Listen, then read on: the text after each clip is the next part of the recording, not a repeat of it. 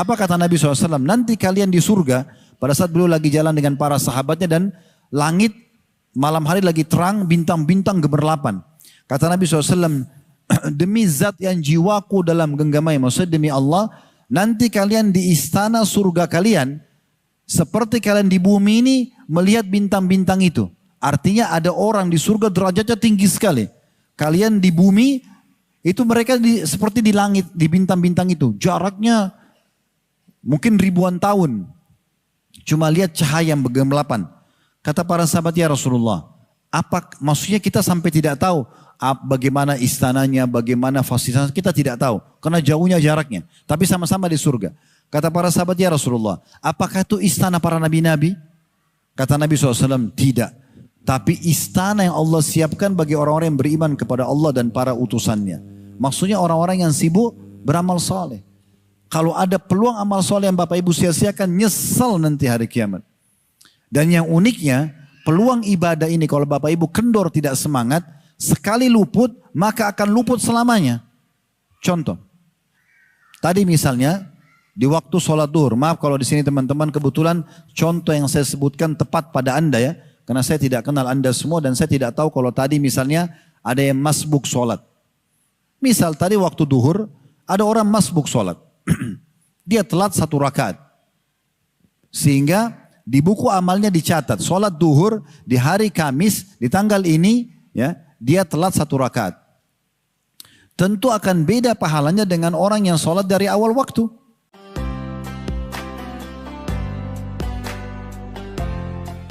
Baik, kita akan masuk teman-teman sekalian pada kesempatan ini kajian tematik judulnya semangat dalam beribadah. Dalam hidup seorang muslim memang pondasinya harus selalu semangat. Islam menolak semua yang bertolak belakang dengan semangat. Seperti malas. Ya. Karena Nabi SAW berlindung dari sifat malas. Dan menyuruh kita berlindung dari sifat malas. Bahkan sebagian ulama mengkategorikan malas kalau sengaja dilakukan sehingga terbengkalai ibadah masuk dalam kategori dosa besar. Jadi nggak boleh dalam Islam. Yang ada adalah selalu semangat dalam hal-hal yang baik, hal-hal yang bisa mendatangkan balasan yang sempurna dari Sang Pencipta Allah Subhanahu wa taala. Baik itu dalam hal-hal yang diwajibkan ataupun yang disunnahkan. Wajib seperti sholat 5 waktu misalnya, puasa Ramadan, zakat, haji bagi yang mampu, bakti sama orang tua, ya. Dan yang lainnya, seperti juga menuntut ilmu di saat kita sekarang lakukan ini, ataupun yang disunnahkan dari sholat sunnah, puasa sunnah, sedekah, berdoa, berzikir, semuanya harus diisi dengan semangat. Atau yang berhubungan dengan masalah urusan duniawi kita. Semangat dalam aktivitas keseharian, selama bukan haram. Kita dianjurkan untuk semangat untuk mencari nafkah, untuk mengejar yang terbaik dari urusan dunia kita.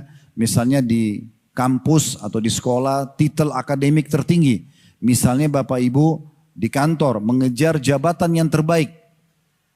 Semua itu dibolehkan. Dan Allah rangkumkan dalam surah Al-Qasas, surah nomor 28 ayat 77, وَابْتَغِ فِيمَا أَتَاكَ اللَّهُ الدَّارَ الْآخِرَةَ وَلَا تَنْسَ نَصِيبَكَ مِنَ الدُّنْيَا. Kejarlah apa yang terbaik yang Allah janjikan di akhirat sana untuk kalian dan jangan lupakan bagian kalian dari dunia. Jadi orang muslim memang harus selalu semangat mengejar urusan akhiratnya dan urusan dunianya. Selalu mencari prestasi terbaik. Dan apapun yang membuat atau bertolak belakang dengan semangat itu berarti sesuatu yang negatif dan dilarang dalam agama Islam. Semangat yang sedang kita bahas adalah semangat dalam beribadah. Atau semangat dalam mengerjakan hal-hal yang diperbolehkan. Sebelum jauh membahas tentang dalil, contoh-contoh dari para salafus saleh berhubungan dengan masalah ini, perlu kita tahu teman-teman sekalian, potensi semangat ini selalu ditunggangi oleh syaitan kepada orang-orang yang hatinya lemah secara keimanan agar semangatnya dipakai dalam maksiat. Bukankah orang-orang yang ingin melakukan perbuatan dosa misalnya berzina. Dia ingin target berzina dengan seseorang lawan jenis misalnya. Atau dengan seorang pelacur wa na'udzubillah. Kita akan temukan dia semangat untuk mengerjakan itu. Dia programkan. Dia siapkan baju terbaiknya, parfum terbaiknya, waktu terbaiknya, kendaraan terbaiknya, mungkin ucapan godaan yang terbaiknya, mungkin juga gerakan-gerakan terbaiknya. Semua dia lakukan dengan semangat untuk mencapai satu perbuatan dosa. Bukankah orang-orang yang mau mencuri semangat untuk mengatur strategi pencurian tersebut supaya dia berhasil? Rumah mana yang dia jadikan sebagai target, siapa yang dia jadikan sebagai target, jenis harta apa yang dia mau curi, waktu mana yang tepat, strategi apa yang membuat dia bisa selamat dari kerumunan massal misalnya, atau kerumunan massa yang akan memergoki dia misalnya. Atau mungkin kalau dia ketangkap bagaimana dia bisa lepas dari jerat hukum. Dia semangat untuk melakukan perbuatan tersebut. Bukankah orang-orang kafir, mereka pada saat keluar ke perang Badar, lokasi Badar, jauh sekali jaraknya. Di tahun 2 Hijriah, di tanggal 15 Ramadan, mereka keluar dengan 1.000 orang pasukan dari Mekah ke Badar. Ini jauh sekali. Jauh sekali lokasinya. Kalau sekarang ini, Mekah ke Badar itu kalau saya tidak salah ya, sekitar mungkin 3 jam dengan kendaraan. Atau bahkan bisa sampai 4 jam dengan kendaraan bermotor kayak kita sekarang, bus ataupun mobil misalnya. Ya. Zaman dulu itu mereka kalau jalan sendiri dengan kuda bisa memakan sehari atau 2 hari. 2 hari perjalanan. Kalau pasukan itu bisa 3-4 hari karena pasukan cukup besar. Tapi pasukan kafir Quraisy dengan semangatnya keluar dari Mekah untuk memerangi Allah dan Rasulnya. Memerangi Islam. Mereka dengan semangat lakukan itu. Tapi semangatnya salah tempat. Ditunggangi oleh syaitan untuk justru memerangi kebenaran. Mereka keluar dari Mekah ke Madinah, jaraknya lebih jauh lagi. Bisa 6 jam berkendaraan motor kayak kita sekarang. Mungkin bisa ya sepekan, 5-6 hari baru bisa sampai dari Mekah ke Madinah kalau pasukan besar. Tapi mereka keluar di tanggal 16 Syawal tahun 3 Hijriah menuju ke Madinah di lokasi Uhud untuk memerangi muslimin.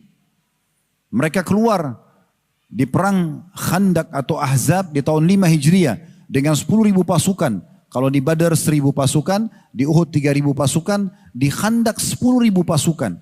Saking banyaknya gabungan suku-suku yang membenci Islam pada saat itu, Allah sebut dengan pasukan Ahzab.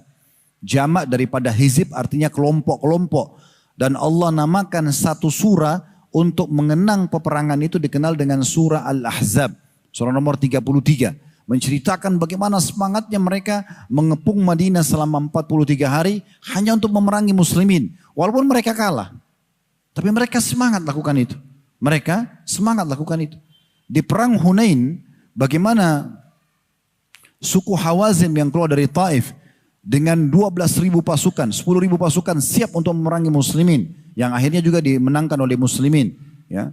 Begitu seterusnya, mereka semangat dalam melakukan perbuatan-perbuatan dosanya. Karena ditunggangi oleh syaitan. Oleh karena itu, kita sebagai orang yang beriman harusnya justru menggunakan potensi semangat yang sudah Allah kasih ini. Dan tadi di awal sudah saya jelaskan adalah bagian daripada agama kita untuk kita gunakan dalam hal-hal yang positif. Harus selalu semangat dalam ibadah, kebaikan-kebaikan. Selalu tekan diri kita agar selalu semangat mengejar dari kebaikan kepada kebaikan yang lain. Ini tentu banyak sebabnya atau caranya, triknya untuk menuju ke sana.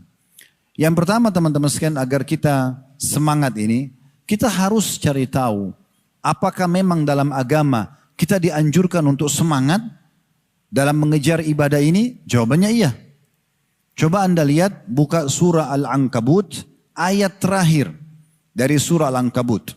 Allah Subhanahu wa taala menyebutkan di dalam ayat ini tentang bagaimana agar umat Islam ya, selalu semangat dan orang yang semangat melakukan ibadah akan Allah mudahkan dia.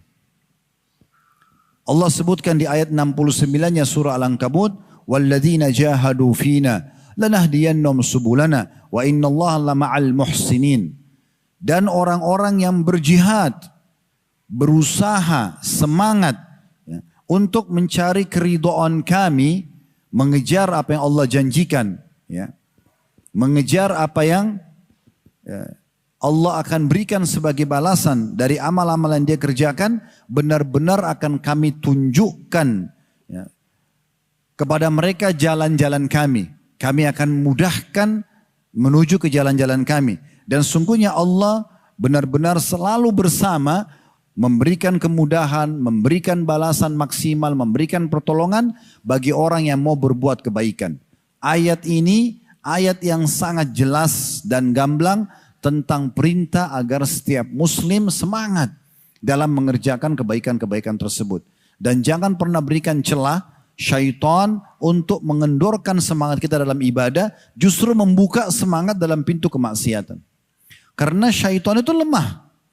Allah subhanahu wa ta'ala mengatakan dalam Al-Quran, inna kaida syaitani kana dha'ifa. Sesungguhnya tipu daya syaitan itu sangat lemah.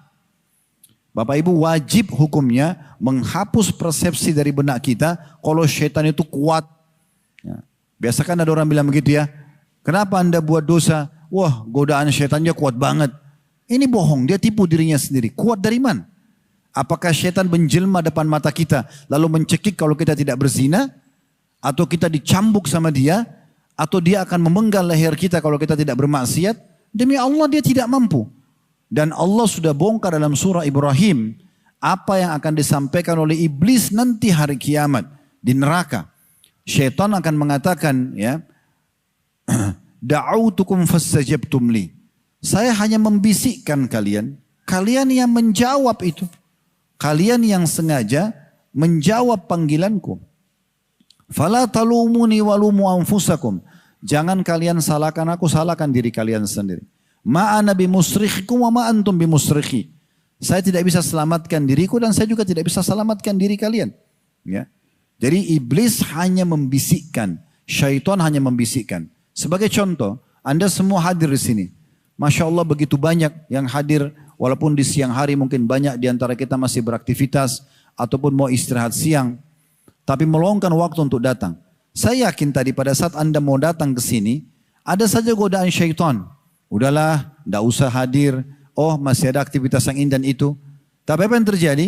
Saya yakin teman-teman kada sudah menginjakkan kaki di masjid ini, berazam, bertekad dengan semangat, enggak, saya mau dengar pengajian offline. Saya mau cari ilmu. Syaitan bisa buat apa? Enggak bisa buat apa. Dia kalau enggak bisa membuat seseorang muslim meninggalkan satu ibadah, maka minimal dia hanya mengendorkan semangatnya atau mengurangi kadar pahalanya. Tapi kita bisa melawannya. Oleh karena itu tidak ada alasan untuk tidak semangat. Tidak ada alasan. Jadi fahami poin pertama agar Anda selalu bisa semangat dalam ibadah. Kalau ini memang perintah Allah. Dan kalau kita sudah melangkah satu langkah saja, kayak tadi Anda sudah starter motornya, starter mobilnya, sudah coba jalan, maka dengan sendirinya Allah mudahkan sebagaimana tadi akhir surah Al-Ankabut. Anda kalau sudah daftar di travel, mau haji sama umrah, kalau Anda tetap berjalan, walaupun syaitan bisikin, maka Allah akan mudahkan perjalanannya. Begitu seterusnya, semuanya akan Allah mudahkan. Awalnya saja syaitan membuat kita malas.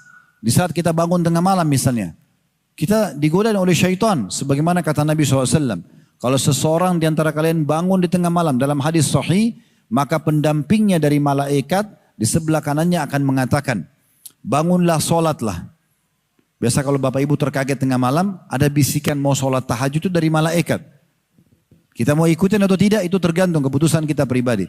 Tapi kata Nabi SAW, nanti pendampingnya dari qarin, pendamping dari syaitan akan mengatakan, tidurlah, malam masih panjang.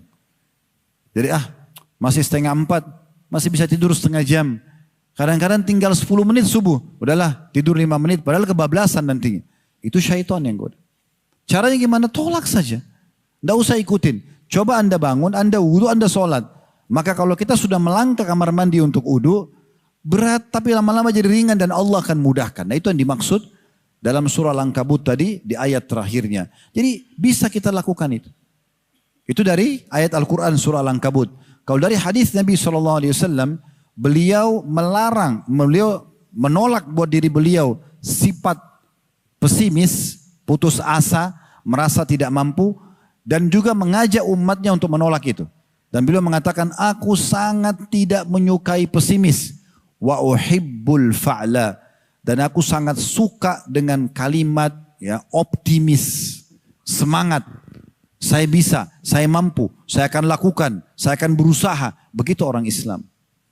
selama teman-teman sekalian nyawa belum dicabut ya, oleh Allah SWT, walaupun di akhir hidup tetap lakukan ibadah.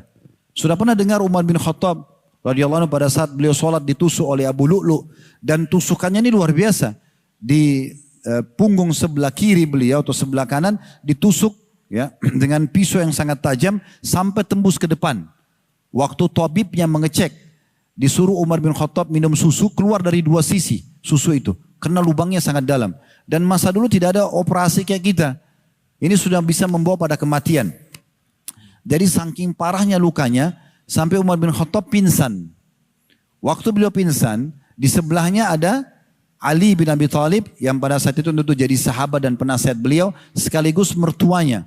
Karena di akhir hidup Umar menikah dengan anaknya Ali bin Abi Thalib yang bernama Ummul Kalthum. Dan beliau meninggal di pangkuan Ummu Kalthum radhiyallahu anhu majma'in. Dan di sebelahnya Ali ada Abbas, paman Nabi radhiyallahu anhu majma'in. Maka Abbas bisikin Ali, ini sudah waktu sholat masuk, sudah azan. Amir Mukminin, raja kita ini, mungkin orang beriman sedang pingsan. Bagaimana caranya kita bangunkan? Kita biarkan saja dia, dalam pingsannya nanti dia sadar baru dia sholat, atau bagaimana? Kata Ali, tidak.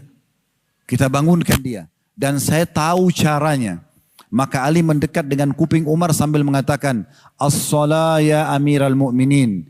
As-salah ya amiral mu'minin. Salat wahai pemimpin orang-orang beriman. Salat wahai pemimpin orang beriman. Dua kali. Tiba-tiba Umar bangun dari pingsannya dan mengatakan apa?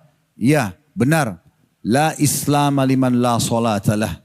Tidak akan dianggap seseorang itu muslim yang tidak salat. Padahal ini lubang nih. Ya, dari belakang ke depan lubang. Kita kadang-kadang cuma kena blink sedikit, enggak ke masjid. Ya. Cuma ngantuk sedikit, enggak sholat malam. Ini dalam kondisi sudah akan mendatang ajal, menjemput ajal. Ajal akan menjemputnya, tetap semangat dalam ibadah. Anak beliau Abdullah bin Umar radhiyallahu anhuma di akhir hidupnya, rambutnya semua sudah putih, alisnya putih, jenggotnya semua putih, 90 tahun lebih. Beliau pernah pegang bibit pohon kurma. Pohon kurma ini mirip sama kita pohon kelapa, Bapak Ibu sekalian. Kalau ditanam dari kecil bisa puluhan tahun baru berbuah. Lama sekali, umurnya juga panjang, ratusan tahun. Pohon kurma sama. Abdullah bin Umar di akhir hidupnya sudah putih semua rambutnya, putih jenggotnya. Sudah ini orang anggap sudah akan meninggal dunia, gitu nggak lama lagi. Tapi beliau ambil bibit pohon kurma yang kecil dan beliau mau tanam. Waktu itu murid-muridnya datang lalu mengatakan, wahai Abdullah bin Umar, maaf kami mau bertanya, kira-kira kalau anda tanam pohon kurma ini, kapan anda ambil manfaatnya? Cuma mereka nggak enak bilang, anda ini sudah tua sekali, nanti mungkin meninggal sebelum berbuah. Mereka cuma mengatakan, kapan akan anda ambil manfaatnya? Apa kata beliau? Dengan semangatnya ya, beliau mengatakan, kalau aku tidak bisa mengambil manfaat darinya, dari buah-buahannya nanti, maka akan diambil manfaat oleh orang setelahku. Kalau aku meninggal, ini berbuah, mereka ambil, aku akan dapat pahalanya.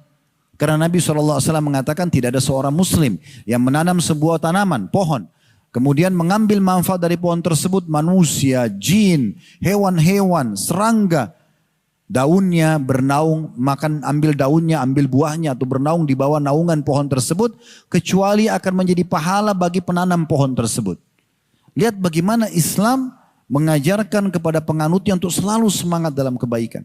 Dan Nabi SAW juga bersabda, kalau seandainya kalian tahu esok terjadi kiamat, dan di tangan kalian ada bibit tanaman, tetap tancapkan. Besok kiamat, kita udah tahu ini, kita tanam besok juga hancur loh. Tapi kalau sudah di tangan, maka tancapkan. Tidak ada kata-kata terlambat bagi seorang muslim. Selama ajal belum datang, isi dengan kebaikan-kebaikan. Ingat teman-teman sekalian, yang kita akan sesali nanti di hari kiamat, justru peluang-peluang ibadah yang kita sia-siakan. Itu akan kita sesali sekali. Di hari kiamat itu, di hari penyesalan, salah satu nama hari kiamat adalah hari penyesalan. Akan ada 3 golongan orang yang menyesal. Golongan pertama ini sudah kita tahu semuanya. Orang kafir, orang munafik, orang musyrik yang akan kekal di api neraka. Karena mereka kekal. Nanti mereka nyesal tuh. Ini sudah kita tahu semua, pasti akan menyesal, gitu kan? Dan Allah sebutkan dalam banyak ayat Al-Quran tentang penyesalan mereka. Golongan kedua, Usatul mu'minin. Orang mukmin yang banyak dosanya.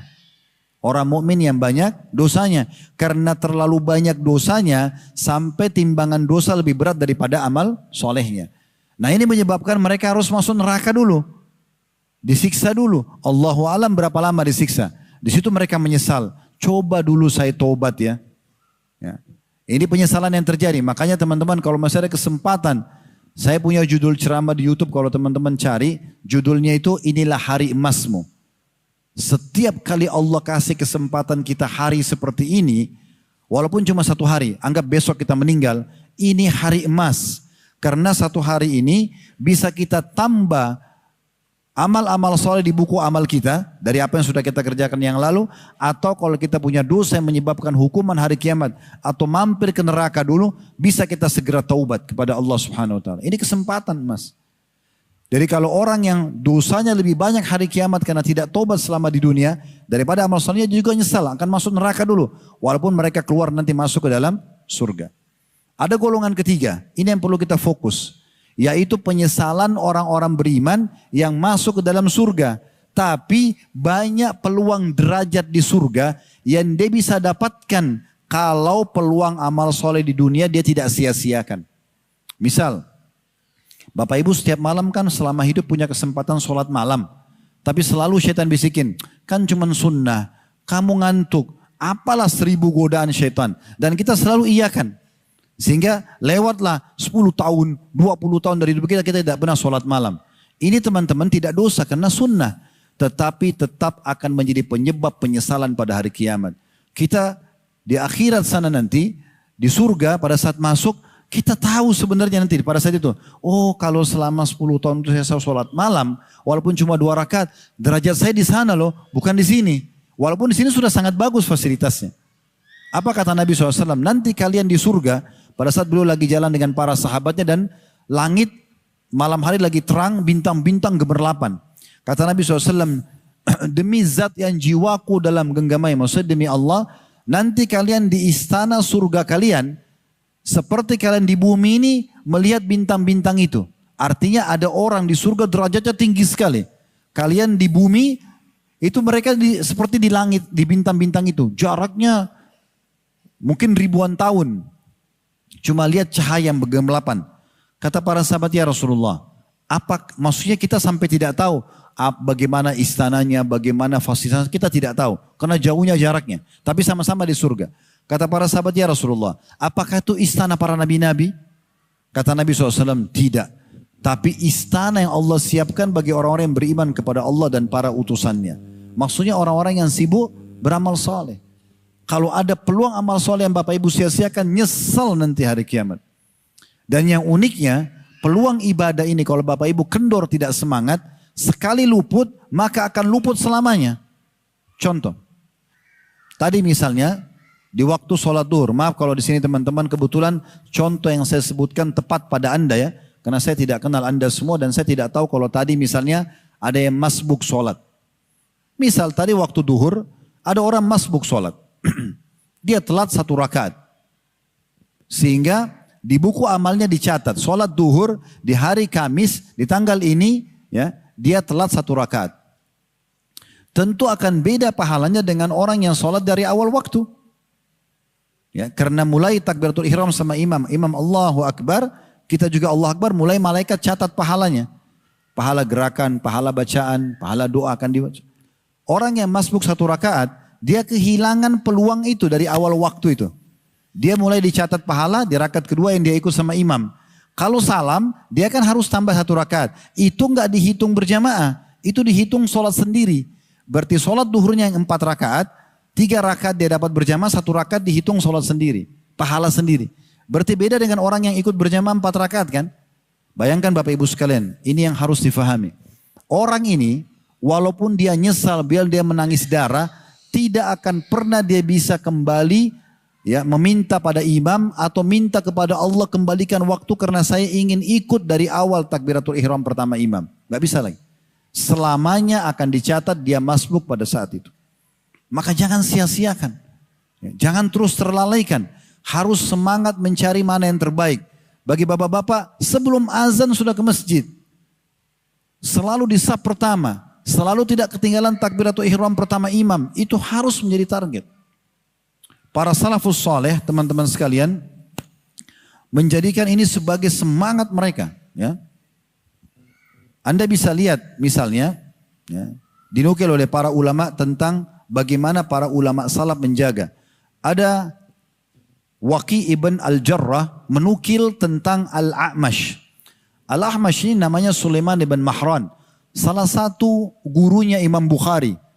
Ya, guru yang kesekian di jalur sanad hadis, terkenal dengan kesolehannya. Waqi ini menceritakan Al-A'mash itu selama kurang lebih 70 tahun tidak pernah luput dari takbiratul ihram. 70 tahun imam Allah Akbar, dia Allah Akbar di belakangnya. Tidak pernah ketinggalan satu kali pun. Karena semua bisikan syaitan mengendorkan semangat dia untuk mengejar, dilawan. Ya. Bagaimana caranya supaya tidak telat? Jangan telat datang. Jangan azan baru wudu, telat nanti. Dan sekali telat takbiratul ihram tidak bisa diperbaikin. Gak bisa, selamanya. Itu kerugian. Dan sudah cukup membedakan derajat kita sama orang yang datang dari awal waktu tadi. Makanya Nabi SAW memotivasi kita dalam hadis beliau yang masyhur, siapa yang tidak ketinggalan takbiratul ihram imam selama 40 hari. 40 hari ini programkan walaupun cuma sekali seumur hidup Bapak Ibu, terutama Bapak-bapak ya. Walaupun sekali seumur hidup. Kalau bisa selamanya bagus. Kayak tadi Al-A'mash 70 tahun tidak pernah ketinggalan. Subuh, duhur, asar, maghrib, isya. Imam Allahu Akbar, dia Allah Akbar di belakangnya. Tapi Nabi SAW bilang apa? Siapa yang tidak ketinggalan takbiratul ihram imam 40 hari. 5 waktu sholat ya. Subuh, duhur, asar, maghrib, isya hari pertama. Hari kedua, hari ketiga. Ini kurang lebih lah 1 bulan setengah. 1 bulan 30 hari ya. Kemudian tambah 10 hari lagi. Sebulan setengah atau kurang sedikit. Itu non-stop bapak-bapak terutama. Azan sudah di masjid. Imam Allah Akbar, Anda juga Allah Akbar. Apa jaminannya? Kata Nabi SAW, dia akan dijamin dari kemunafikan. Ya. Selamat dari kemunafikan. Dan dia juga akan bersih dosa-dosanya. Dan ini motivasinya. Disebutkan dinukil dari seseorang juga Al-Qadi Taqiyuddin Sulaiman bin Hamzah Al-Maqdisi rahimahullah. Beliau berkata, aku tidaklah pernah sholat fardu sendirian kecuali 2 kali. Dan ketika aku sholat sendirian, aku merasa seakan-akan aku tidak sholat. Jadi umurnya beliau puluhan tahun. Di atas 80 tahun. Selama mulai dari balik sampai akhir hidupnya, itu hanya 2 kali tidak sholat dengan imam. Itu pun karena ada uzur syar'i. Ya. Selebihnya semua dengan imam. Begitu luar biasa mereka menjaga. Muhammad bin Sama'ah rahimahullah berkata, selama 40 tahun aku tidak pernah luput takbiratul ihram bersama imam. 40 tahun. Kalau tadi untuk mendapatkan selamat dari sifat kemunafikan dan api neraka ya dalam hadis. Siapa yang tidak ketinggalan takbiratul takbiratul ihram imam selama 40 hari, dia akan selamat dari api neraka dan kemunafikan. Selamanya. Akan Allah jamin itu. Ya. Ini dia tidak pernah ketinggalan imam takbiratul ihram pertama imam 40 tahun. Walaupun sehari saja. Kecuali ketika ibuku meninggal dunia. Jadi pada saat ibunya meninggal dunia, karena dia sibuk mengurusnya, sampai bawa ke pemakaman, lewat waktu sholat azan. Dan pada masa itu, masa mereka, belum ada mikrofon kayak kita sekarang. Sehingga dengan kesibukan urus jenazah ibunya, dia nggak dengar azan. Setelah kuburin baru dia tahu ternyata sholat sudah lewat. Itu aja satu dia kehilangan. Selebihnya 40 tahun semua tidak pernah ketinggalan takbiratul ihram pertama imam. Ini luar biasa gitu. Dinukil juga Sa'id bin Musayyib rahimahullah. Ini ulama tabi'in yang masyhur. Terkenal dengan kesolehannya. Orang-orang di Irak itu kalau merasa imannya lemah, biasa ketemu sama beliau. Karena nasihatnya sangat menyentuh secara keimanan. Orang ini ya disebutkan bahwasanya selama 40 tahun tidaklah dikumandangkan azan melainkan beliau sudah berada di masjid. Dan dinukil dari muridnya, ya, salah satu muridnya sehingga saya bernama Abdullah mengatakan, waktu dia dinikahkan oleh Sa'id bin Musayyib dengan anak Sa'id bin Musayyib, dia mengatakan, waktu Sa'id bin Musayyib datang ke rumah saya, maka saya heran, saya buka pintu ternyata beliau, karena saya belum pernah melihat selama 40 tahun, ya, Sa'id bin Musayyib ketinggalan takbiratul ihram pertama imam. Dan itu pun beliau mengatakan tentang dirinya, Sa'id bin Musayyib mengatakan rahimahullah, saya tidak pernah ketinggalan takbiratul ihram pertama imam 40 tahun dan saya tidak pernah sholat kecuali di belakang imam. Maksudnya saf pertama. Asy-Syu'bi juga seorang ulama tabi'in yang masyhur, beliau mengatakan, semenjak aku masuk Islam belum pernah aku dengarkan azan kecuali aku sudah wudu dan sudah siap langsung mengerjakan sholat. Nah, ini menandakan mereka sangat menjaganya. Dan ulama-ulama di masa-masa kita pun seperti dinukil dari Syekh bin Baz, ya, bagaimana beliau sangat terkenal. Ya, walaupun Syekh bin Baz itu matanya buta, tapi beliau tidak pernah ketinggalan takbiratul ihram pertama imam. Dan juga tidak pernah ketinggalan sholat malam, dinukil dari anak beliau yang bernama Ahmad. Beliau mengatakan, ya, semenjak saya hidup bersama ayahku, maka saya tidak pernah temukan beliau meninggalkan bangun sejam sebelum subuh untuk sholat tahajud 11 rakaat, kemudian juga sholat berjamaah di masjid. Ya. Jadi selalu saja, ya, mereka menjaga dengan semangat ibadah-ibadah tersebut. Nah, ini poin yang luar biasa dan cukup banyak tentunya teman-teman sekalian kalau kita ingin, ya, melihat bagaimana semangat mereka dalam menjaga ibadah itu. Ini kiat yang pertama, ya. Bagaimana supaya kita semangat, kita mengetahui memang Al-Quran dan Sunnah memerintahkan kita untuk selalu semangat. Tadi dalilnya surah Al-Ankabut ayat 69, orang yang semangat memaksakan diri menuju jalan kami, maka kami akan pandu dia ke jalan kami. Dan Allah bersama dengan orang berbuat baik. Dan Nabi SAW mengatakan, aku tidak suka dengan pesimis, tapi aku suka dengan optimis. Dan selalu semangat untuk mengerjakan. Yang kedua, yang bisa menjadi kiat agar kita selalu semangat teman-teman sekalian, sebagaimana ahli maksiat semangat. Kejar janji Allah di ibadah yang kita kerjakan. Bahasa ceramahnya fadilah. Saya sarankan diri saya dan Bapak Ibu sekalian, jangan kerjakan satu jenis ibadah kecuali Anda sudah tahu Anda akan dapat apa di ibadah itu. Baca. Handphone kita sekarang ini sudah menjadi perpustakaan berjalan. Allah sudah mudahkan, Google bisa menyiapkan buat kita. Ketik saja. Misalnya Anda ingin rajin sholat malam. Mulai nanti malam saya mau bertekad, setelah dengar ceramah saya mau mulai sholat malam sampai ajal saya datang. Gimana caranya semangatnya? Jangan lupa. Ini poin yang kedua. Poin pertama, kita tahu kalau Allah memang perintahkan kita untuk semangat ibadah. Yang kedua, kita mencari tahu tentang janji Allah di ibadah itu. Ketik di Google, keutamaan sholat malam. Akan banyak artikel-artikel ditulis oleh para ulama dan dai kita tentang keutamaan sholat malam. Anda ketik di Instagram, di Facebook sekarang, di TikTok, ya, cukup banyak cuplikan ceramah para ustadz-ustadz yang memotivasi tentang keutamaan sholat malam misalnya. Jadi kalau Anda tahu, oh ternyata sholat malam kalau saya kerjakan saya akan dapat 1, 2, 3, 4, 5, maka kita akan selalu ingin mengejar itu. Dan puncak ibadah seorang muslim kepada Allah di saat dia mengerjakan tepat waktu dan tepat gerakan serta diikuti dengan mengejar janji Allah di situ. Kalau Anda tanya, Ustaz, boleh enggak saya sholat malam supaya doa saya diijabah? Loh, memang targetnya sholat malam itu, Bapak Ibu sekalian. Karena dikatakan dalam hadis, kalau tertinggal sepertiga malam Allah turun ke langit bumi dan Allah sengaja bertanya kepada para malaikatnya, ada enggak hamba-hambaku yang malam ini bangun, dia minta pertolongan saya tolong. Dia punya hajat saya penuhi, dia memohon ampun saya maafkan. Berarti kalau kita bangun untuk mengejar 3 hal ini, untuk menyampaikan keluh kesah kita kepada Allah, menyampaikan hajat kita kepada Allah, memohon maaf atas kesalahan kita, maka itu target, salah satu target utama dari sholat malam. Ketahui kita akan dapat itu. Dan ini akan membuat kita konsisten nanti, istiqomah dalam mengerjakan sholat malam itu.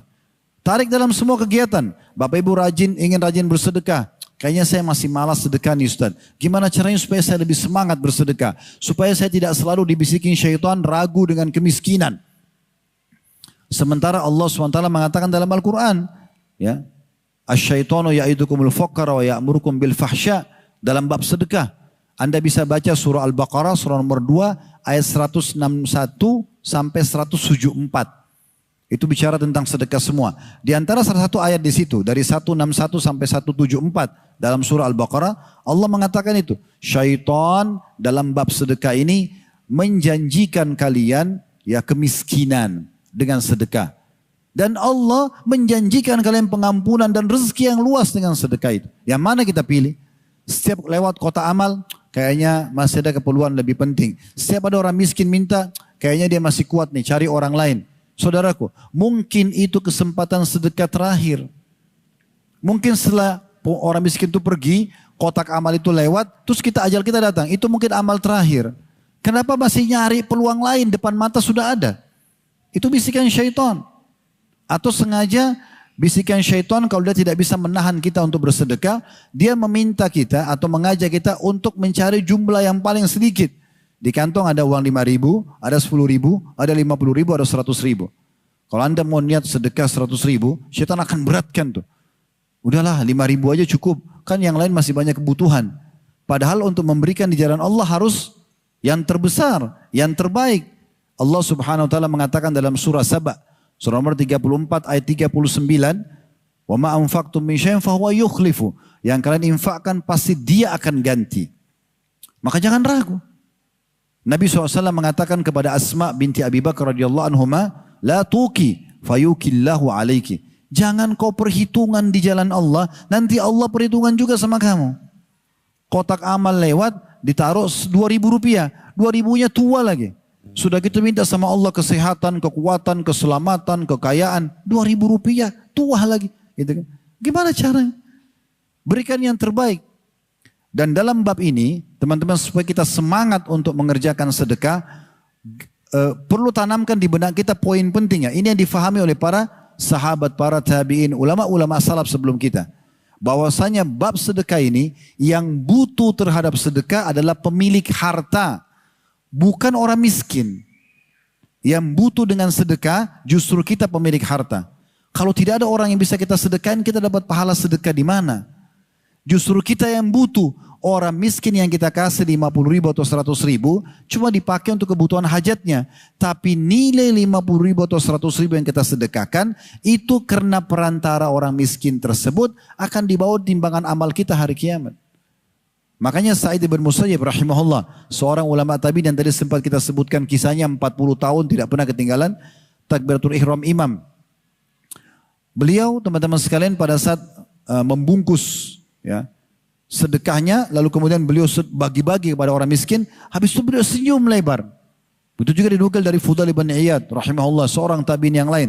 Mereka senyum lalu mengatakan, lihatlah sambil tunjuk orang miskin itu. Lihat orang-orang ini membawa amal kami, ketimbangan amal kami tanpa diupah sedikit pun. Secara kasat mata, dia bawa pulang baju, dia bawa pulang makanan, dia bawa pulang uang yang kita kasih, kasat mata. Dipakai sama dia, selesai. Urusannya selesai dia. Tapi kita tidak. Nilai barang yang kita kasih itu dibawa melalui perantara dia ketimbangan amal kita hari kiamat. Dan Allah tidak akan balas 10.000 rupiah dengan 10.000 angkanya di timbangan. Tidak. Karena Allah sudah sebutkan dalam Al-Quran, "Man ja'a bil hasanati falahu asyru amsalihha." Siapa yang mendatangkan, melakukan satu amal saleh, Allah akan lipat gandakan sampai 10 kali lipat. Dalam hadis Bukhari, ila sab'amiyya di'fin ila adhafin katsira. Bisa sampai 700 kali lipat atau kelipatan-kelipatan yang banyak. Allah akan kasih tergantung kadar keikhlasan kita. Dalam ibadah juga ini teman-teman, Anda bisa dapat ekstra pahala dari pengemasan ibadah. Pengemasan ibadah. Contoh, kita kembali ke contoh awal tadi, sholat malam. Kalau teman-teman bangun malam, karena sudah baca keutamaan, oh sholat malam dapat ini nih. Ya. Terus kita terbangun malam, kita teringat hadis itu, oh kayaknya sholat malam besar keutamaan, saya mau sholat deh. Dapat pahala. Tapi ada orang yang bisa mendapatkan ekstra pahala dari sholat malamnya. Caranya gimana? Kemas sholat malam itu dengan baik. Contoh, sebelum tidur diniatkan memang ingin bangun sholat malam. Siapkan baju khusus untuk sholat malam. Mukena kalau ibu-ibu mungkin khusus. Sejadah kita khusus dibubui minyak wangi. Kita sudah pilih surah yang kita ingin baca. Kita sudah tentukan jam yang kita ingin bangun untuk sholat malam. Maka ini kemasannya, pahalanya lebih besar. Beda pahalanya antara orang yang keluar, ada orang miskin lewat, dia sedekah. Dapat pahala. Tapi ada orang yang bisa dapat pahala ekstra dari kemasannya. Sebelum keluar rumah, dia udah sisipin di kantong kanan, kalau ibu-ibu mungkin di dompetnya atau di tasnya, uang 50.000 rupiah atau 10.000 rupiah yang baru, yang belum lecek misalnya, khusus untuk sedekah. Dia sudah niat, Ketemu siapapun di jalan dia akan kasih. Ini kan dia kemas dari rumahnya. Pahalanya lebih besar dibandingkan orang yang tiba-tiba saja ada kesempatan ibadah. Nah ini penting. Orang yang nabung untuk haji dan umroh, berarti dia punya persiapan, dia kemas tuh. Supaya dia bisa berangkat kapan. Beda dengan orang, tunggu aja deh, kapan nanti Allah kasih rezeki baru saya haji atau umroh. Beda dengan orang yang memang dari awal mengemasnya. Nah ini kemasan ini penting sekali. Ini yang kedua kiatnya. Jadi teman-teman sekalian, yang pertama ketahui memang Allah dan Rasulnya perintahkan kita untuk selalu semangat dan malas yang disengaja, terutama meninggalkan ibadah bagian daripada dosa. Kemudian yang kedua, cari tahu tentang keutamaan ibadah yang ingin kita kerjakan. Tadi baru dua yang kita kasih contoh, baru sholat malam dengan sedekah. Tapi semuanya, ingin bakti sama orang tua, ingin rajin berdoa, ingin rajin berzikir, ingin rajin ibadah apapun, baca Quran misalnya atau hafal Quran, baca cari keutamaannya. Sebagaimana kalau Bapak Ibu punya satu pelanggaran ibadah, satu pelanggaran agama, atau lebih dari satu. Misalnya ada orang terbiasa bohong, orang terbiasa zina, orang terbiasa judi. Bagaimana caranya dia meninggalkan? Maka dia mencari tahu tentang ancaman Allah di dosa itu. Ketik ancaman di Google, ancaman orang berbohong. Di YouTube misalnya ceramah, ancaman orang berbohong. Nanti dengan dia dengar atau dia baca, dari ayat, dari hadis membuat dia, oh ternyata saya diancam ini, dia bisa meninggalkan. Yang ketiga teman-teman sekalian, yang bisa menjadi motivator kita untuk selalu semangat adalah teman-teman yang baik, komunitas yang baik. Ini penting sekali ya. Bagaimana kita selalu bersama dengan orang-orang yang lebih baik imannya daripada kita. Dan ini dicontohkan oleh Nabi SAW. Waktu beliau hijrah ke Madinah sebagai pondasi dasar negara Islam di Madinah, beliau melakukan 3 perbuatan penting. Ini pondasi dasarnya. Dan setiap muslim harusnya bisa menjadikan sebagai pondasi dia berpijak dimanapun dia tinggal. Yang pertama, Nabi SAW membangun masjid. Masjid Kuba dan Masjid Nabawi. Supaya ada tempat ibadah buat umat Islam.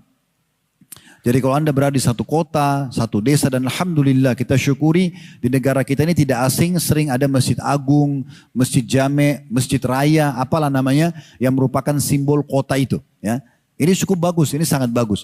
Tapi kalau Anda misalnya punya perusahaan, bisa Anda buat musola atau masjid kecil untuk karyawan Anda misalnya, ya, yang bisa mereka aktivitas sholat. Mungkin di rumah ada tempat khusus, Anda khususkan sholat buat Anda sama keluarga. Sholat malam, sholat sunnah. Nah ini penting. Ini yang Nabi SAW contohkan pertama. Kemudian yang kedua adalah Nabi SAW mempersaudarakan antara muhajirin dan ansar. Ini yang penting, ini jadi saksi bahasan kita. Jadi antara penduduk asli atau pribumi dengan pendatang. Penduduk asli Madinah dengan muhajirin, orang hijrah dari Mekah. Ini pendatang. Ya. Bagaimana tidak ada lagi batas di antara mereka. Nabi SAW motivasi orang-orang Madinah, sambut saudara-saudara kalian itu. Berikan yang terbaik, Allah akan jamin buat kalian surga. Allah akan gantikan rezeki kalian. Maka orang-orang Ansar dalam surah Al-Hasyr disebutkan, seingat saya surah nomor 59 ayat 21. Bagaimana mereka, Allah mengatakan, wa yu'thiruna ala anfusihim walau kana bihim khasasa. Orang-orang Ansar memaksakan diri mereka untuk memberikan dan mendahulukan saudara mereka muhajir pendatang, walaupun mereka tuh kurang atau membutuhkan itu. Orang-orang Ansar ya tidak membiarkan satu pun dari muhajir datang dari Mekah itu kecuali tinggal di rumah mereka. Mereka perebutkan. Bahkan setelah sekian tahun, kalau seorang muhajir yang dari Mekah hijrah ke Madinah, itu sudah mulai punya kemampuan, sudah mulai mapan, dia mau keluar pamit dari rumah saudaranya Ansar, orang Ansar itu nangis merengek-rengek, tolong jangan keluar dari rumah saya, tinggallah di sini, keberkahan kami harapkan, gitu kan? Karena inginnya mereka mendapatkan pahala. Dan ini apa pondasi dasarnya? Ukhuwah, persaudaraan, mencari komunitas yang baik. Itu yang Nabi SAW contohkan. Sehingga tidak ada lagi lintas suku, tidak ada lagi lintas negara ya antara muslim dengan muslim yang lain. Dan kita dianjurkan mencari sesama jenis kita. Laki-laki sama laki-laki, perempuan sama perempuan yang lebih baik ibadahnya daripada kita. Lalu kita mencintai dia karena Allah. Jalin persahabatan dengan dia. Pernah ada satu sahabat sholatnya khusyuk sekali dalam masjid.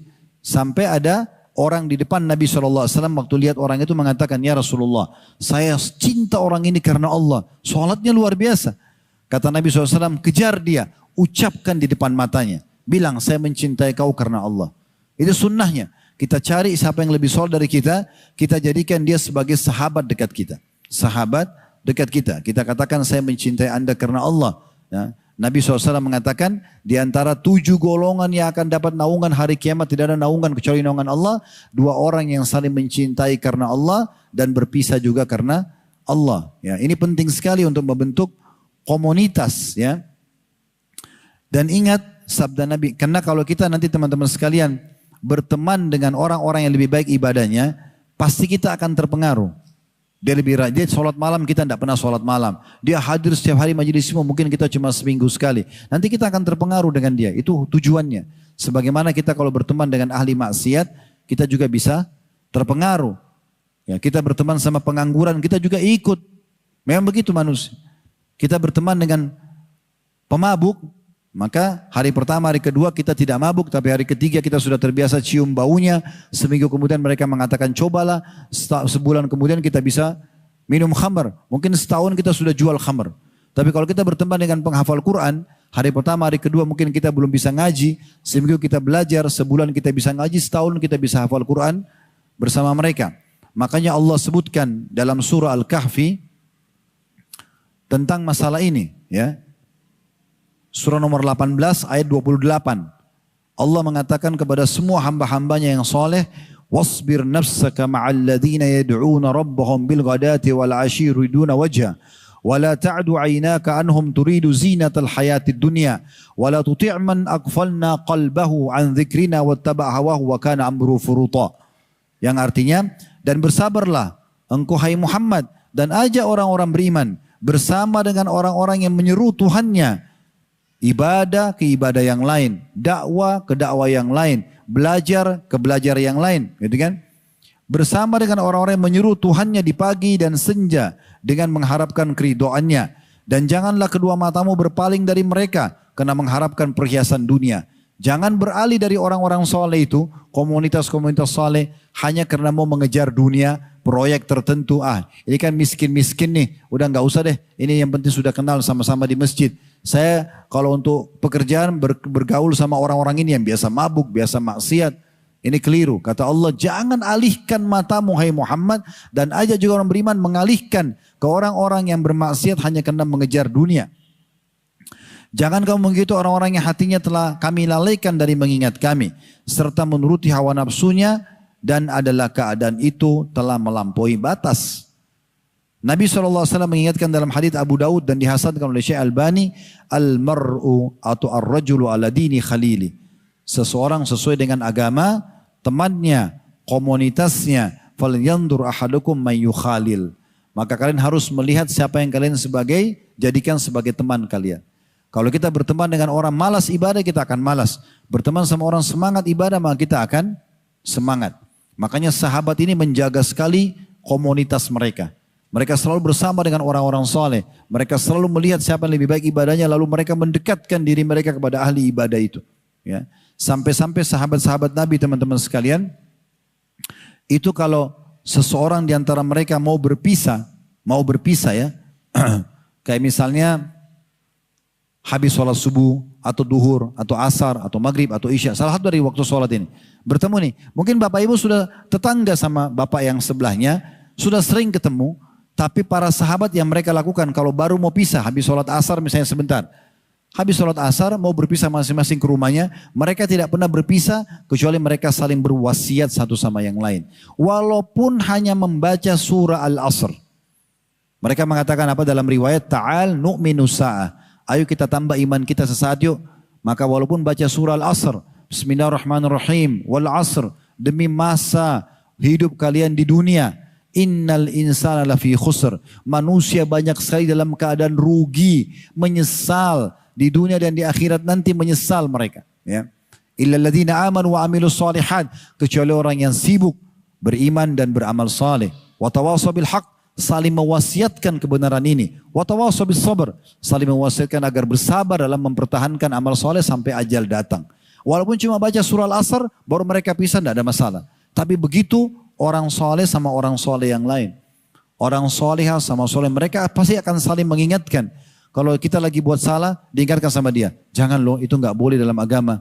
Diingatkan. Tapi kalau teman-teman yang fajir, yang jauh dari agama, dia biarkan aja. Bahkan dia menyebabkan kita untuk berbuat maksiat kepada Allah Subhanahu wa Ta'ala. Saya mengajak teman-teman sekalian, coba buka surah As-Saffat. Ya. Kita baca ayat 51-nya. Surah As-Saffat ayat 51 dan beberapa ayat setelahnya. Baik, surah As-Saffat surah nomor 30 ayat 51. Perhatikan Allah menggambarkan bagaimana, ini luar biasa ya. Allah bocorkan buat kita di dunia apa yang terjadi nanti di akhirat. Bagaimana nanti di neraka, di surga, ada nanti orang masuk surga dan semoga insya Allah kita termasuk ini.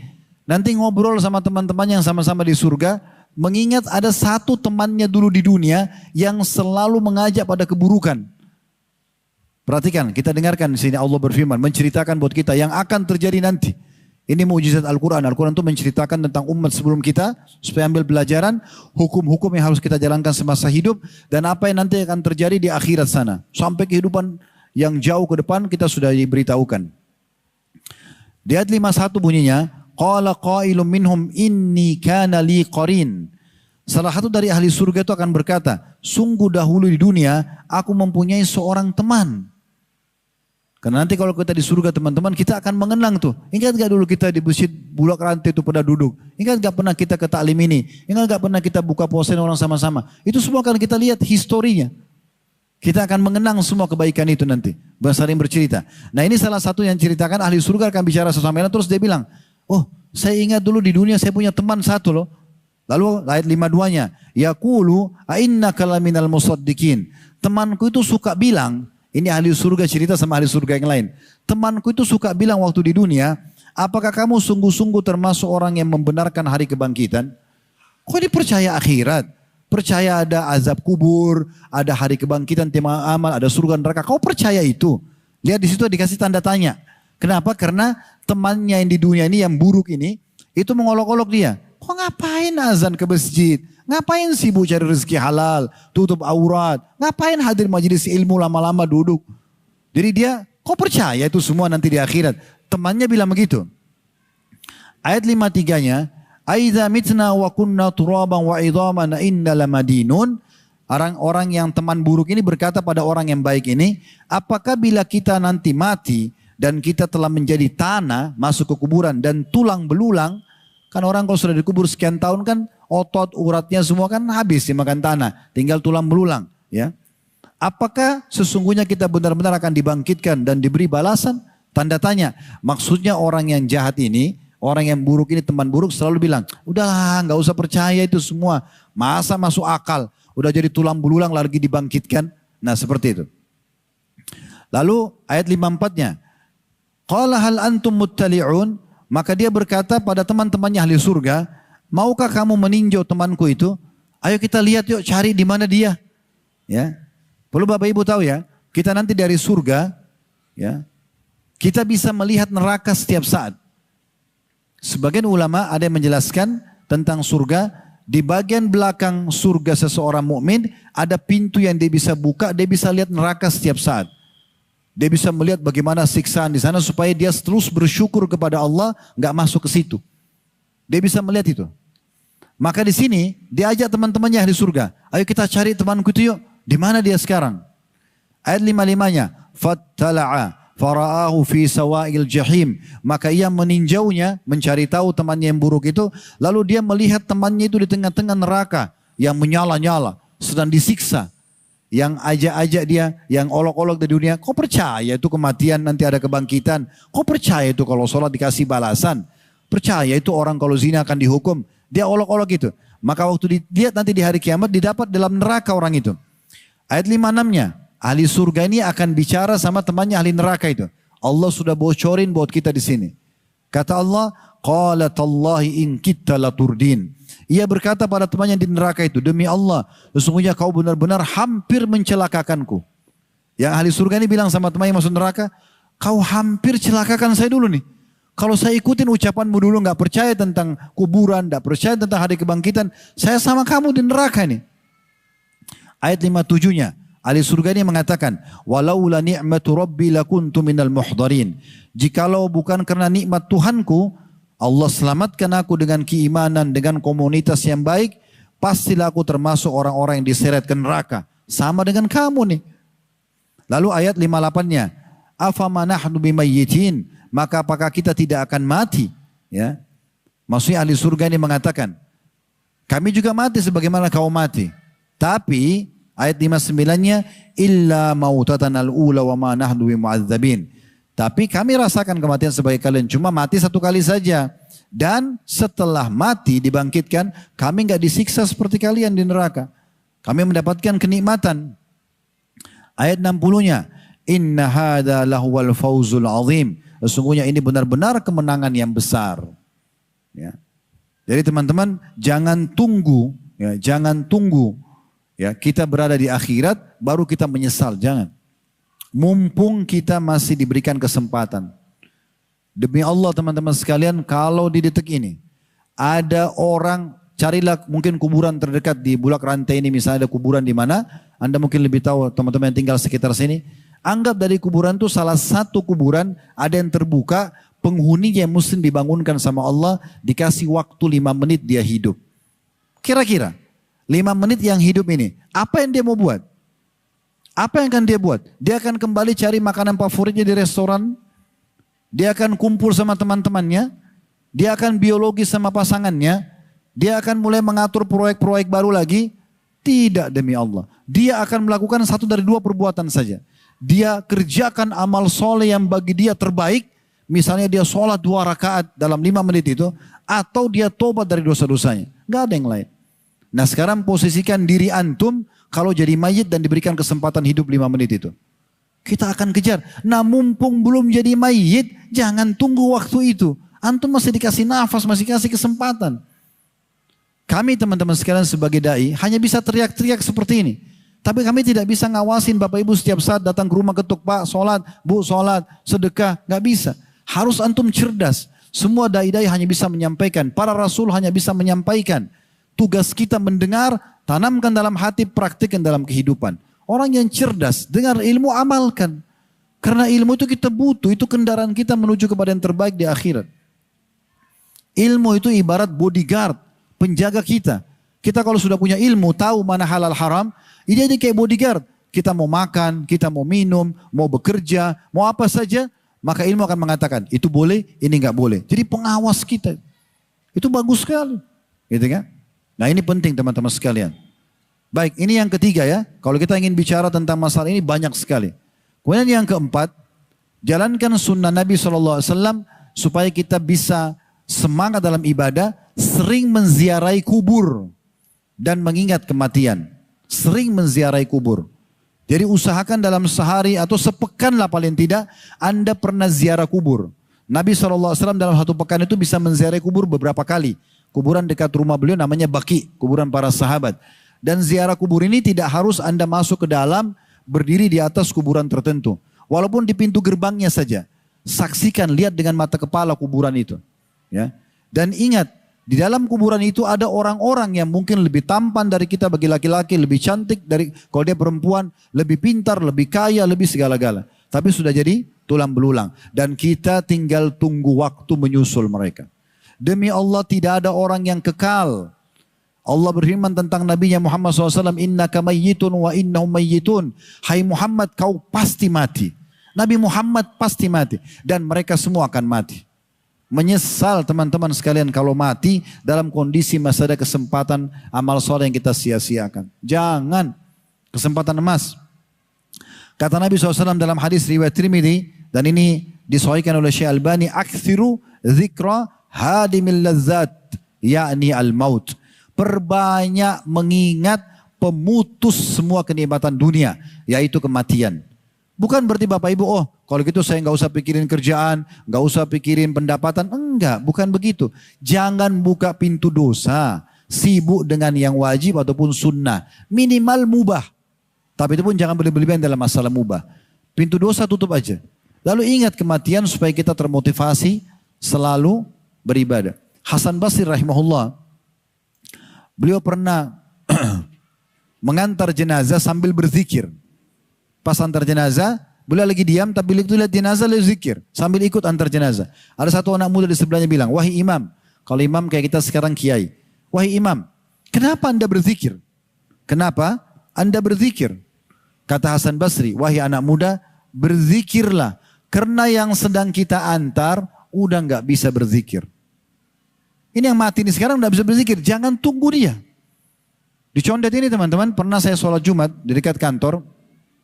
Subhanallah, ada jenazah diantar.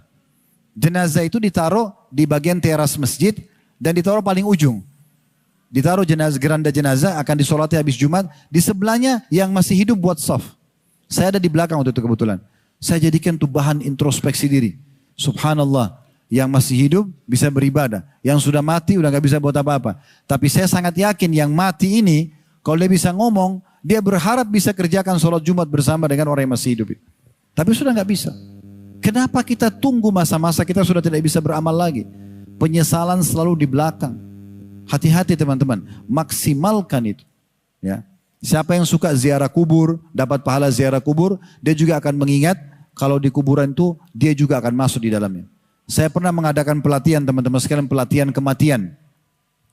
Saya adakan waktu itu di kota Makassar Tablik Akbar. Kami juga adakan di kota Padang pelatihan buat teman-teman mahasiswa di awal mereka mau masuk ke kampus. Ya. Salah satunya adalah menyebutkan tentang masalah kematian itu sebuah fakta dan akan datang pada siapapun. Tidak harus orang sakit. Ya. Terbukti orang yang ada di rumah sakit, orang sakit sama para perawat dan petugas medisnya itu jumlahnya lebih sedikit daripada orang yang lalang di depan rumah sakit. Artinya yang mati dalam kondisi tidak sakit itu lebih banyak. Saya pernah buat liang lahat setelah kita sebutkan tentang kematian itu sebuah fakta, dalil-dalilnya, perkataan para ulama salaf tentang masalah itu. Saya minta panitia masjid adakan geranda, kain kafan dan gerandanya. Lalu saya minta jemaah, siapa yang siap coba menjadi jenazah 5 menit saja. Waktu itu di kota Makassar ada satu saudara kita, beliau tukang batu, bangunan. Angkat tangan, saya Ustaz. Baik silakan. Saya bilang naik di sini di depan dekat saya. Nanti Anda baring di atas kain kafan ini dan setelah tidur di situ tutup mata Anda dan bayangkan Anda sudah meninggal dan coba renungi semua apa yang saya ucapkan. Ada teman-teman panitia yang coba membantu. Masuklah dia duduk di atas kain kafan itu. Begitu dia tutup matanya, orangnya tiba-tiba nangis sendiri. Bapak ini tadi tiba-tiba nangis. Belum dia apa-apakan nih, saya belum bicara apa-apa. Kemudian saya suruh teman-teman panitia bungkus badannya dengan kain kafan itu. Semua wajahnya yang kita buka. Semua perlengkapan jenazah kita taruh di sekitar situ. Lalu saya bilang sama dia, Pak coba renungi. Sekarang semua hiruk-piruk suara di masjid ini yang Anda dengarkan. Orang ngomong, orang mungkin ada juga ikut menangis. Orang yang lagi ketawa mungkin ya. Itu semua adalah orang-orang yang ada di sekitar rumah Anda di saat Anda meninggal dunia. Tapi karena Anda sudah jadi mayit, nggak bisa protes. Jangan ngomong, jangan teriak, jangan ketawa. Kita nggak bisa buat apa-apa. Bahkan panitia yang mengurus jenazah kita mau meletakkan tangan di dada, mau meletakkan tangan di perut, kita nggak bisa protes. Sudah harus ikut, gitu kan? Seperti itu. Sekarang renungi semua peluang ibadah yang Anda sia-siakan selama ini. Semua peluang. Pernah ada kesempatan sedekah, nggak sedekah. Ada orang tua tidak berbakti, dengarkan azan, tidak jawab ke masjid, tidak tutup aurat, apalah segala macam. Peluang dan Anda menyesal karena Anda butuh dengan pahala itu. Saya diam berapa detik lalu saya katakan begini. Dan coba bayangkan semua peluang dosa yang tidak Anda sia-siakan. Setiap ada kesempatan ini, itu dibuat semua dan tidak sempat taubat. Sekarang Allah akan hukum Anda. Ini cuma hitungan detik ya. Pelatihan ini cuma kurang dari 5 menit satu orang. Setelah itu saya diam kemudian dia mulai orang ini menangis terus. Setelah itu saya bilang sama panitia tolong angkat jasadnya ke geranda mayit. Dan saya minta yang sedang ikut pelatihan jangan dibuka matanya. Tetap dia terbawa dengan suasana dia pribadi. Dengan tutup mata dan dia membayangkan dia sudah mayit. Setelah itu diangkat oleh teman-teman panitia menuju ke samping masjid. Ada liang lahat kami sudah buat lalu diturunkan. Saya bilang ya coba sekarang renungi. Kalau Anda betul-betul akan masuk ke dalam kuburan. Ya, dan kami akan tinggalkan Anda sebentar lagi. Anda akan ketemu dengan mungkar nakir yang menanyakan pertanyaan. Itu penentuan Anda selamat atau tidak. Yang bisa menjawab hanya orang beriman dan beramal saleh. Kalau orang fasik dia tidak akan bisa menjawab apa-apa atau orang kafir. Maka dia turun lalu saya suruh panitia tutup dengan kain di atas liang lahat tersebut. Kami semua keluar. saya dari luar pakai mikrofon mengatakan, coba buka mata Anda, lihatlah ini rumah Anda sekarang. 1 kali 2 meter ini rumah Anda sekarang.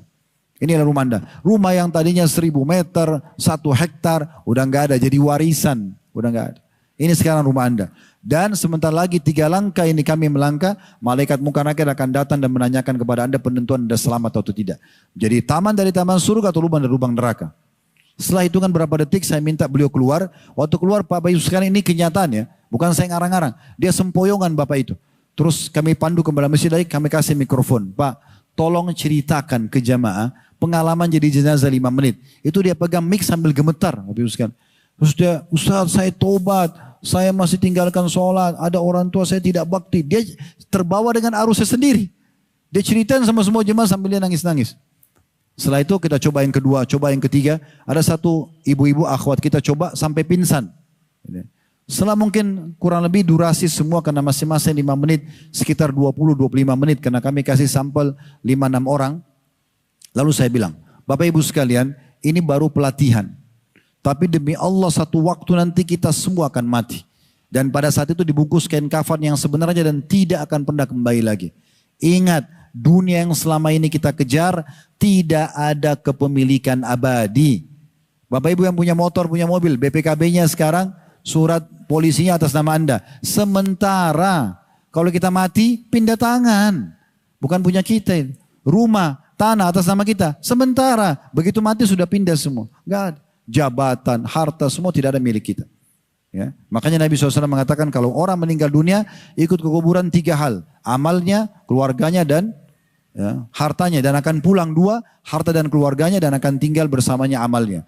Maka rugi sekali orang yang sibuk saja dengan harta dan keluarga tapi dia lupa amalnya justru yang akan menemani dia nanti di akhirat. Yang terakhir teman-teman sekalian kiatnya adalah memperbanyak doa kepada Allah Subhanahu wa taala dan selalu ulang-ulangi. Terutama doa yang diajarkan Nabi SAW kepada Muadz bin Jabal radhiyallahu anhu dalam hadits Abu Daud, Allahumma a'inni ala dzikrika wa syukrika wa husni ibadatik. Ulang-ulangi habis sholat, di saat lagi di kendaraan, di saat lagi pokoknya bukan di tempat yang dilarang zikir. Maaf, bukan di WC, di jalan, di pasar, ulangi. Allahumma a'inni ala dzikrika wa syukrika wa husni ibadatik. Tahu artinya apa? Ya Allah tolonglah aku. Allahumma inni ala zikrika agar selalu berzikir kepadamu. Wa syukrika bersyukur kepadamu. Wa husni ibadatik dan memperindah ibadah kepadamu. Setiap ada kesempatan lisan selalu istighfar. Kata para sahabat diantaranya Anas radhiyallahu anhu, kami menghitung Nabi SAW dalam satu majlisnya beristighfar kepada Allah 70 sampai 100 kali. Dalam riwayat lain Nabi selalu mengatakan Rabbighfirli wa tub alayya, Rabbighfirli wa tub alayya. Sambil ngomong sama temannya ada jeda sedikit beliau selipin Rabbighfirli wa tub alayya. Sampai 70 kali dalam satu majlis. Karena selalu coba beramal saleh. Dan para salafus saleh mengatakan perbanyak istighfar, perbanyak zikir, perbanyak ibadah. Karena orang yang menemukan di setiap dua baris dari buku amalnya amal-amal soleh termasuk istighfar dan amal-amal yang lainnya, maka dia akan sangat gembira nanti pada hari kiamat. Ingat, peluang hanya sekali, tidak bisa terulang lagi. Untuk beramal soleh dan jangan sia-siakan. Mumpung Allah memberikan umur kepada kita semuanya. Allahu a'lam.